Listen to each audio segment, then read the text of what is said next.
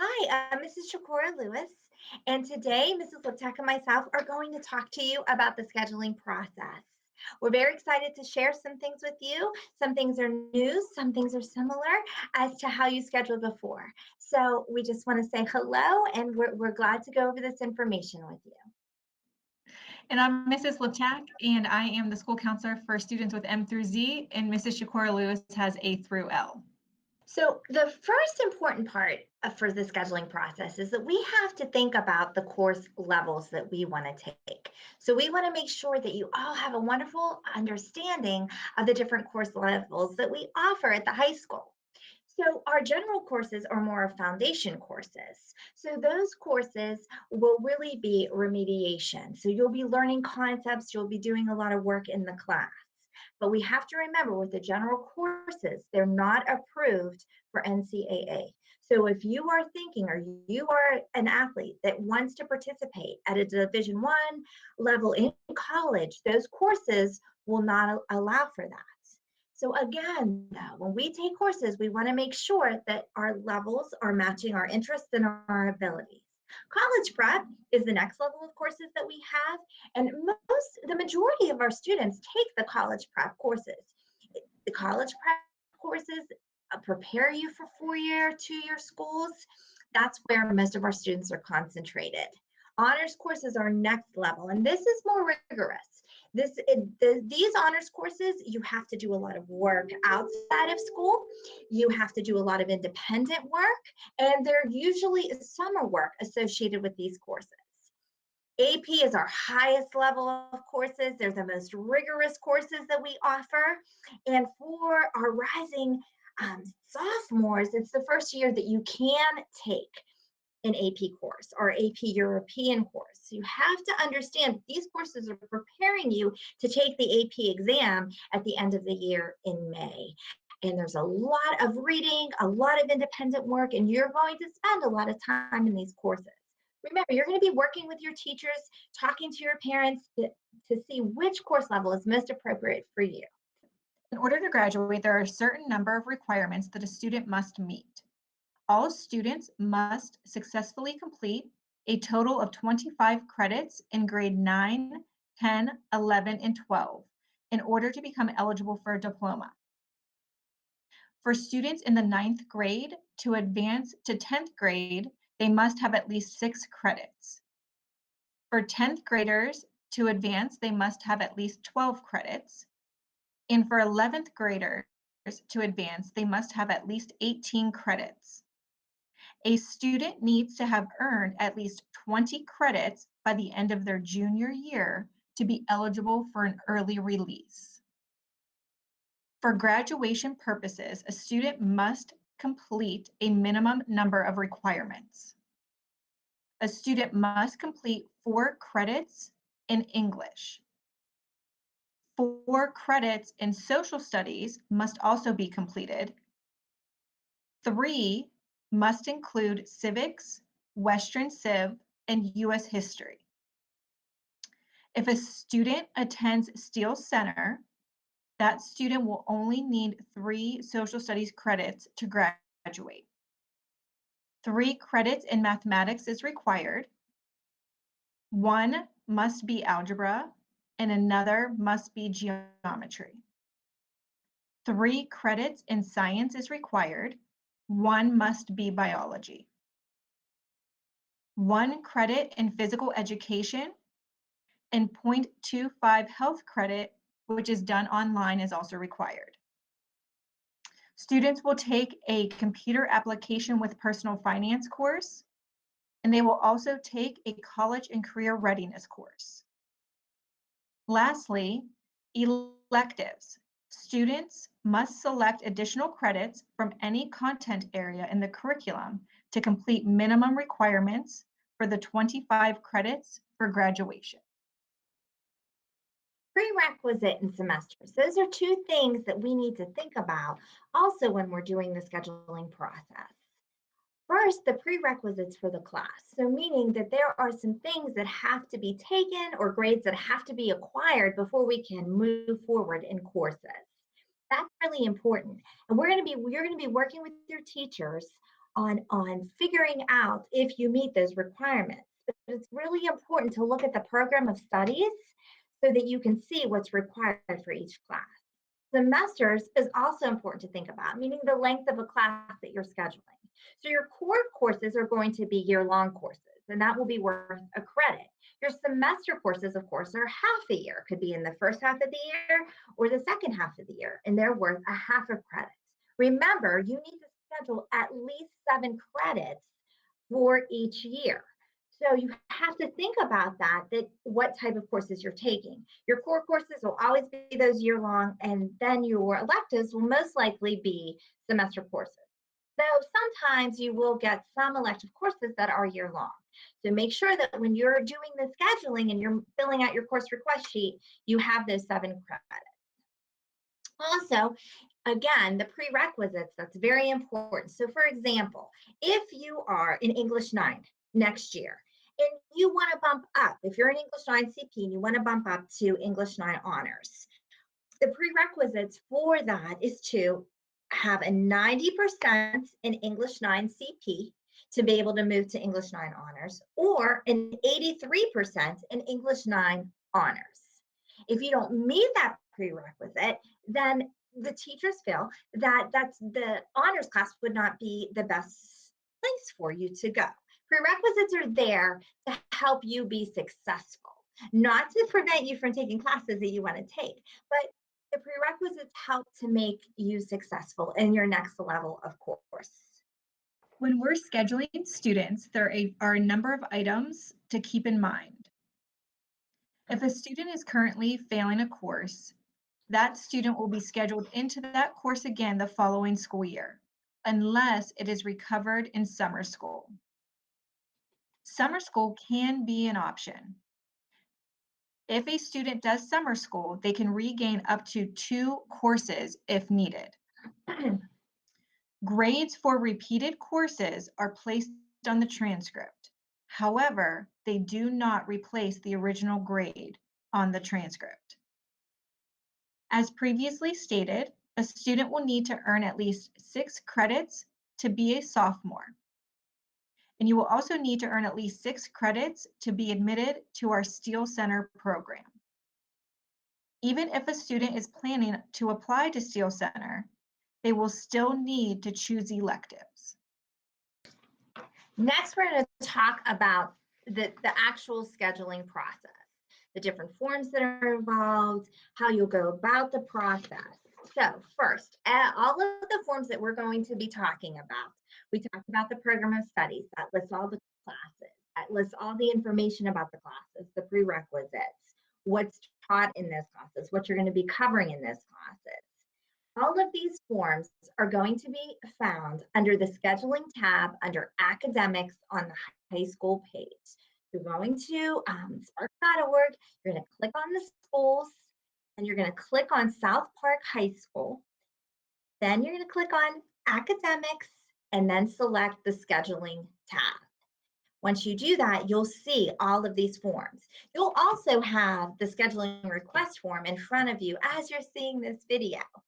And we are going to be coming in for 9th grade. We're going to be coming into Mr. Rick's social studies classes. So we will be able to do this in person with you, and you'll be able to look at the scheduling course request form right in front of you. So now I would like to talk about that course request form a little bit. So this should look a little similar to you because that's what you had last year when you were scheduling with Mr. Stacovey. This process is going to be a little different this year because the first thing we want you to do is we want you to go home, take this course request form, look at it with your parents, look at the program of studies, and then write down your core courses that you would like to take.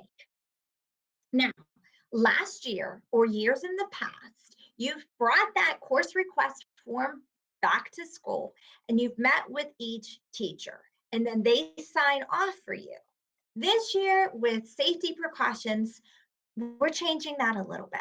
So the teacher so kindly sent Mrs. Liptak and myself a list of all your names and what courses they recommend you for. So you don't have to get those signatures anymore. We know what you're recommended for. So the next step of the process will be after you talk to your parents, after you write your core requests down, then Mrs. Livtak and I will be meeting with you. We may be meeting with you virtually. We may be meeting you in person. So you really have to pay attention to your emails because in your emails, we're going to be sending you an email as the date and time that we're going to be meeting with you. It could be a Google link, or it could be a time to come down to our office. So really have to watch those emails. Okay, so you met with your parents, you looked over the course request, you looked over the program of studies, you put down what you wanted. Now now these are pretty much you know what you need to take. Your parents are telling you what you need to take. Now you get to have the choice with the electives. So the electives, it's very, very important when you choose your electives. We want you to choose what you want to take, what you're interested in, not what your friends are interested in, what you're interested in, and what best matches your career goals as well. Because in your electives courses, that's when you get to find out, oh, is this something I like? Is this something I want to do?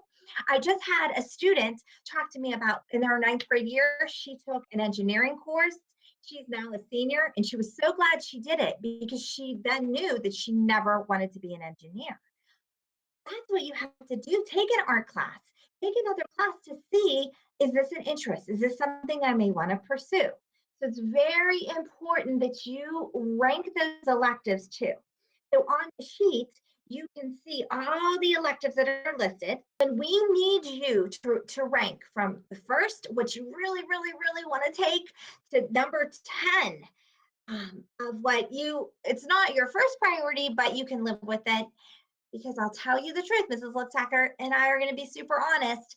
There are electives that you might want to take so bad next year, but you won't be able to get into. And you may not be able to get into them because they're already filled up, meaning like the seniors, the juniors, they fill up those classes. Example, culinary arts, understanding children, those are the first to go. So if you have those as 1 and 2, you shouldn't, because being a sophomore, it's going to be you're not going to get in those classes. So you could maybe have them as 9 or 10, but 1 or 2, because they'll fill up. Also, your schedule, your core class may conflict with another elective that you want. So that's why we can't, unfortunately, get you that elective. So we need a lot of choices. And if you want to even go further than 10, that's fine with us. Because when Mrs. Liptak and I meet with you, we're going to put in till you get 7 credits. We're going to put in the electives that you want. But then if we have to change your schedule in the summer, we can then know where we need to put you. So we're going to look at the program of studies with your parents. We are going to write down your course, what you want to take. Then you're going to rank those electives.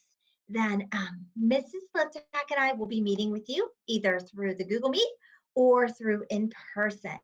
Now remember, this is important because there's not going to be any schedule changes. I know sometimes we say that and then we change the schedule. But for this year, we're not going to be able to do that because we're going to be working on this schedule for a long time. And to make everything suitable so everybody gets what they need, we have to make sure that schedules are finalized.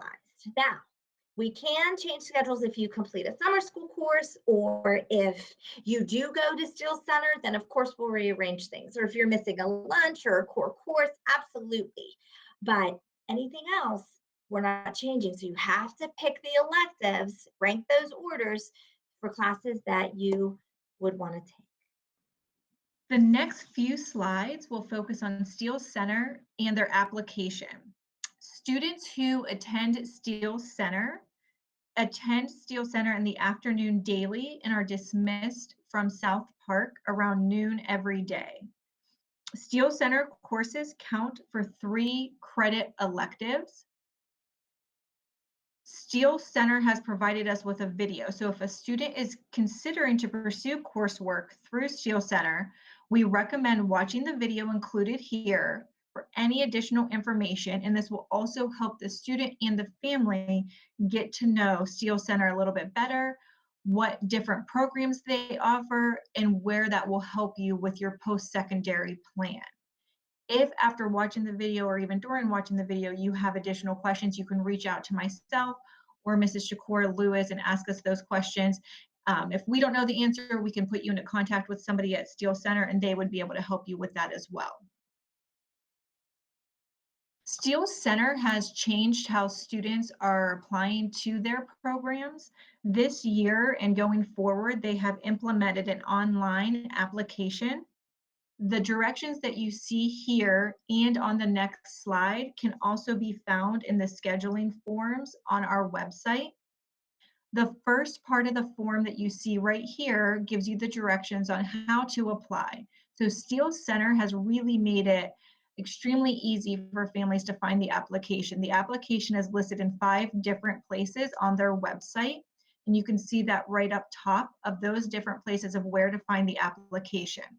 The students simply click on the application, they fill out their general demographic areas, then they also choose what programs they want to study.